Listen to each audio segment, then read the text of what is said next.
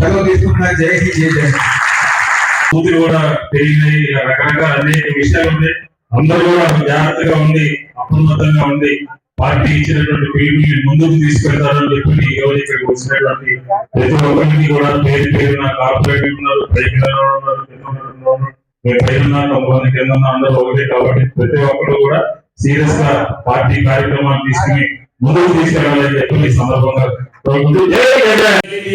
CBI enquiry వెంటనే CBI enquiry వెంటనే CBI enquiry వెంటనే రాజీనామా చేయాలి విద్యాశాఖ మంత్రి నారా లోకేష్ వెంటనే రాజీనామా చేయాలి విద్యాశాఖ మంత్రి నారా లోకేష్ వెంటనే. జై హింద్. పెద్దలు సమన్వయకర్త మాజీ శాసనసభ్యులు మల్లా విష్ణు గారు ఆధ్వర్యంలో డిఎస్సి పైన జరిగిన అక్రమాలను, అదేవిధంగా ఈ కూటమి ప్రభుత్వం ఇచ్చిన హామీలు నెరవేర్చాలని చెప్పని యువత విద్యార్థులతో ఈరోజు ఘనంగా టౌన్ హాల్ మీటింగ్ ఏర్పాటు చేసుకోవడం జరిగింది. ఈరోజు ఇక్కడికి వచ్చిన ప్రతి యువత గారు ఒకటే డిమాండ్ చేస్తున్నారు.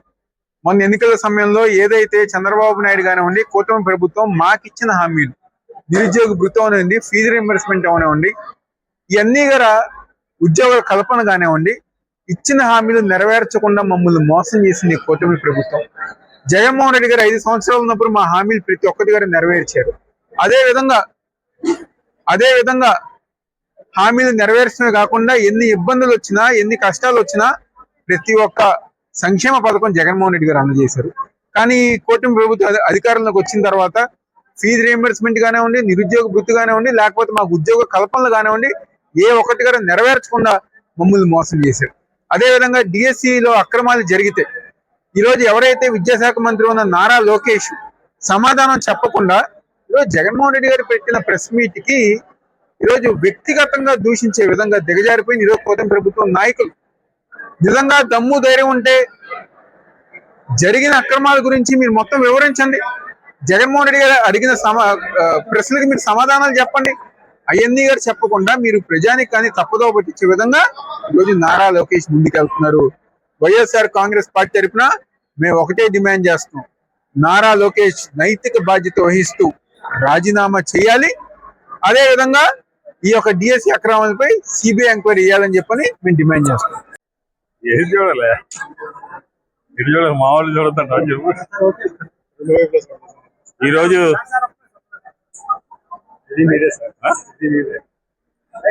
అదే కాదని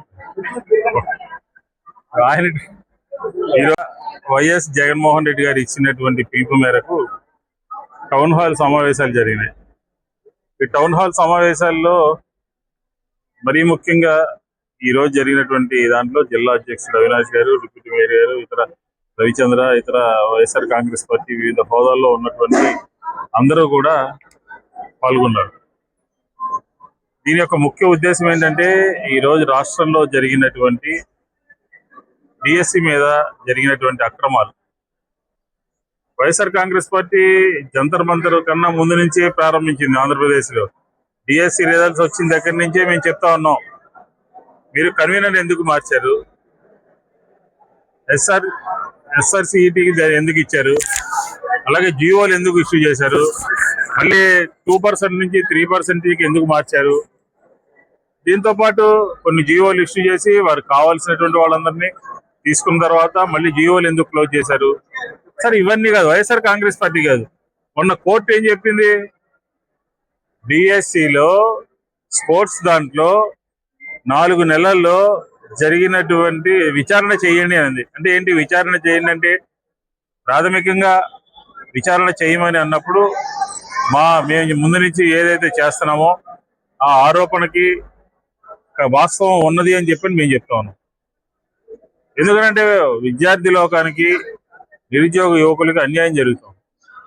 ఉదాహరణకి ఈరోజు డిఎస్సిలో అనేక మంది చదువుకున్నటువంటి వాళ్ళు, ఎప్పటి నుంచో ఉద్యోగాలు వస్తాయని ఎదురు చూసినటువంటి వాళ్ళు, రమారమి 400 మందికి స్పోర్ట్స్ కోటాలో పరీక్షలు లేకుండా, లేకపోతే ఇంటర్వ్యూస్ లేకుండా ఎవరు అటెండ్ అయితే వాళ్ళకి ఇచ్చేశారు స్పోర్ట్స్ కోటాలో.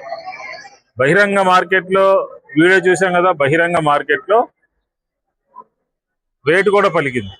ఇలాంటి సందర్భంలో వైఎస్ఆర్ కాంగ్రెస్ పార్టీ 3 లక్షల మంది నిరుద్యోగ యువకులు అటెండ్ అయితే వాళ్ళకి అన్యాయం జరిగితే వాళ్ళకి వాళ్ళ పక్షాన్ని నిలబడి మేము పోరాటం చేస్తా ఉంటే, ప్రభుత్వాన్ని అడుగుతా ఉంటే, చంద్రబాబు నాయుడు గారు ఈ రోజు ఉదయం ఏం మాట్లాడారు? వైఎస్ఆర్ కాంగ్రెస్ పార్టీ కోడిగుడ్డు మీద ఏకలు పీగుతుందని మాట్లాడారు. ఇదేనా మీరు ఇచ్చేటటువంటి సందేశం? మేము మాట్లాడినటువంటి ప్రశ్నకి సమాధానం చెప్పాలి. మేము మాట్లాడిన దానికి అవునా కాదా చెప్పాలి. సిబిఐ ఎంక్వైరీ అయ్యండి. మీరు గనక నిష్పక్షపాతంగా చేశాము అని అంటే, ఎక్కడా కూడా అవకతవకలు జరగలేదు అని అంటే సిబిఐ ఎంక్వైరీని ఆహ్వానించండి. రాజశేఖర రెడ్డి గారు ముఖ్యమంత్రిగా ఉండగా కొన్ని ఆరోపణలు వస్తే సిబిఐకి ఆహ్వానించారు శాసనసభలో. ఆ రకంగా మీరు మాట్లాడాలి కదా, ఆ రకంగా ముందుకు రావాలి కదా. లేదంటారా నారా లోకేష్ విద్యాశాఖ మంత్రి రాజీనామా చేయాలి. జంతర్ మంతర్లో వచ్చినటువంటి పరిణామాలకి ఏ రకంగా కేంద్ర ప్రభుత్వం తల ఒగ్గిందో అదే విధంగా ఆంధ్రప్రదేశ్ లో విద్యాశాఖ మంత్రి తల దించాల్సిందే, తల వంచాల్సిందే అని చెప్పని వైఎస్ఆర్ కాంగ్రెస్ పార్టీ డిమాండ్ చేస్తాం. ఈరోజు చూసాం మనం చంద్రబాబు నాయుడు గారి వ్యాఖ్యలు కూడా ఆశ్చర్యం కలిగిస్తా ఉన్నాయి.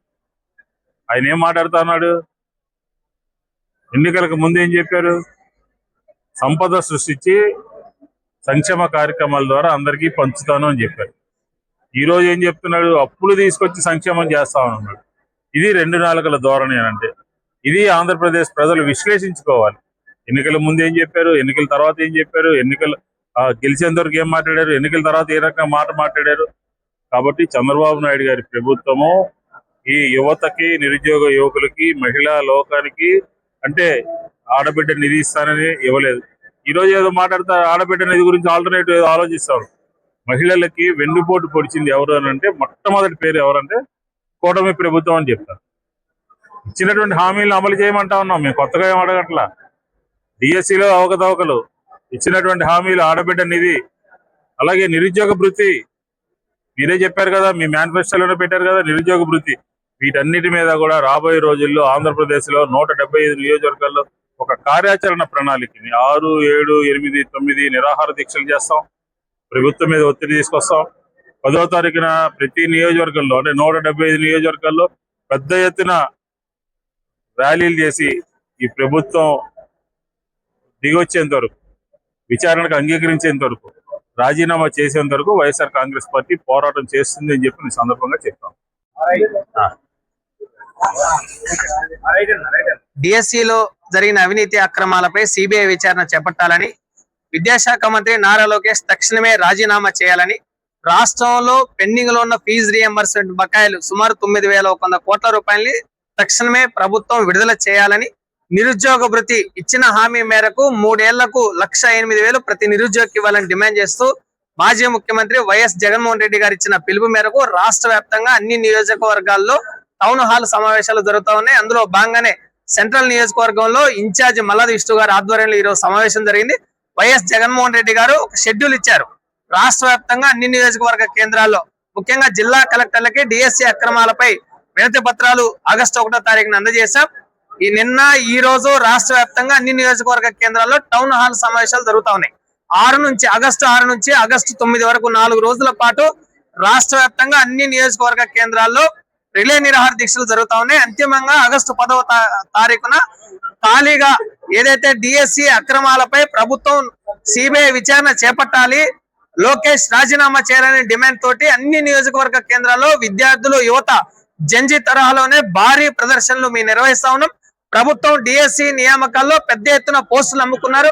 ముఖ్యంగా స్పోర్ట్స్ కోటాలో ఒక 2 జీవోలు ఇచ్చి బిఈడి టెట్ క్వాలిఫై లేకుండా డిఎస్సి పరీక్ష రాయకుండా పోస్టులు అమ్ముకున్నారు. ఈ రాష్ట్రంలో 11 లక్షల మంది ఎవరైతే విద్యార్థులు ఉన్నారో విద్యార్థులకి రావాల్సిన 9,100 కోట్ల రూపాయలు ఫీజులు, రియంబర్స్మెంట్, స్కాలర్షిప్ బకాయిల్ని ప్రభుత్వం చెల్లించని కారణంగా కాలేజీ యాజమాన్యాలు సర్టిఫికేట్ల కోసం విద్యార్థులు వేధిస్తా ఉంటే ఈ రాష్ట్ర విద్యాశాఖ మంత్రి నారా లోకేష్ గారు మీరేం చేస్తా ఉన్నారని మేము ప్రశ్నిస్తా ఉన్నాం. రాష్ట్రంలో మీరు చెప్పిన 20 లక్షల ఉద్యోగాలకు 5 ఏళ్లలో సంవత్సరానికి 4 లక్షల ఉద్యోగాలు చొప్పున మీరు చెప్పారు. 1 కోటి మంది నిరుద్యోగులు ఈ రాష్ట్రంలో ఉన్నారు. మీరు ఒక్కో నిరుద్యోగికి 1,08,000 రూపాయలు ప్రభుత్వం బకాయి పడింది. నిరుద్యోగాలకి ఉద్యోగాలు ఇవ్వకుండా, జాబ్ క్యాలెండర్ లేకుండా ప్రభుత్వం నిరుద్యోగులను నట్టేట ముస్తా ఉంది. అందరూ జంజీ తరహా ఉద్యమానికి శ్రీకారం చుట్టి రాష్ట్ర వ్యాప్తంగా ప్రభుత్వం పైన ఒత్తిడి తీసుకొచ్చి డిఎస్సిలో జరిగిన అవినీతి అక్రమాలపై పెద్ద ఎత్తున ఉద్యమించేందుకు కార్యాచరణ ఇచ్చారు. ప్రభుత్వం దిగొచ్చి సిబిఐ విచారణ చేపట్టాలి.